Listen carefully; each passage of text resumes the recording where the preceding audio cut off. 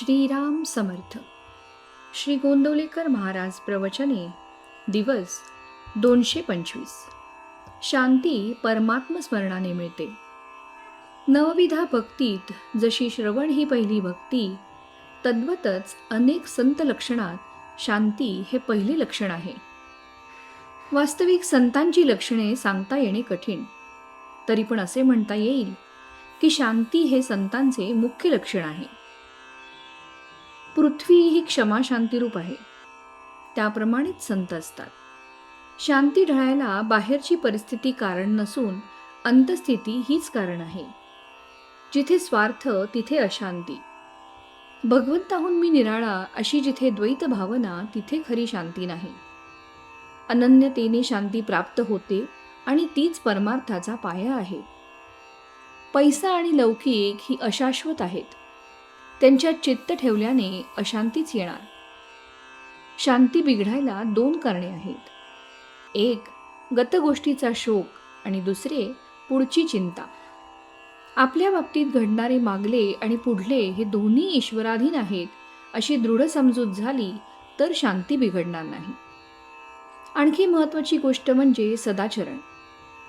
सदाचरण नसेल तर शांती कधीही येणार नाही. पश्चात्ताप करण्याची पाळी येईल. म्हणून प्रत्येक कर्म भगवंताच्या साक्षीने करावे.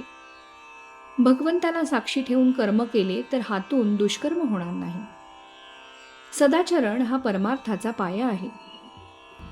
आपली शांती परिस्थितीवर अवलंबून नसावी. एका साधूला कुणीतरी शेतात झाडाखाली आणून ठेवले. तो तिथे स्वस्थ बसून नामस्मरण करीत असे. तिथे लोक त्याच्या दर्शनाला येऊ लागले. लोकांची ये जा वाढल्यामुळे ते शेताच्या मालकाला त्रास वाटू लागला, म्हणून त्याने त्या साधूला उचलून दुसरीकडे ठेवले.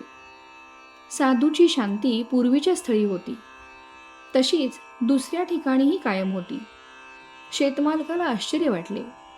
ज्याचे मन शांत आणि चिंतारहित असेल त्याला कुठेही ठेवा, तो शांतच राहणार. म्हणून भगवंतावर विश्वास ठेवून स्वस्थ बसावे. त्याच्यावर भार घालून प्रपंच करावा. कर्तेपण आपल्याकडे घेऊ नये. अकर्तृत्व भाव ठेवावा. अशाने शांती येईल. जगतचालक राम आहे ही भावना दृढ झाली तर शांती येईल. एकनाथांची शांती अगाध होती.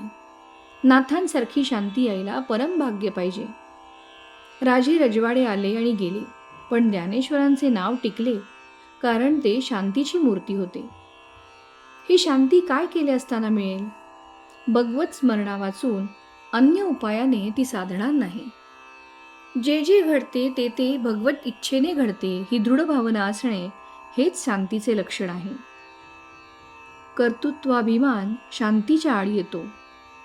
विद्या, वैभव, कला, संपत्ती, संतती याने शांती येतेच असे नाही. निरपेक्षता हे शांतीचे मूळ आहे. मनाविरुद्ध गोष्ट घडल्यावर लगेच भगवंताची आठवण करावी, म्हणजे आपोआप शांती येईल. मनातील शांती कायम ठेवून रागवता येते. तसे केल्यास हातून प्रमाद घडत नाही. तात्पर्य, शांती परमात्म स्मरणाने मिळते. ते स्मरण अखंड ठेवावे आणि खुशाल प्रपंच करावा. श्रीराम समर्थ.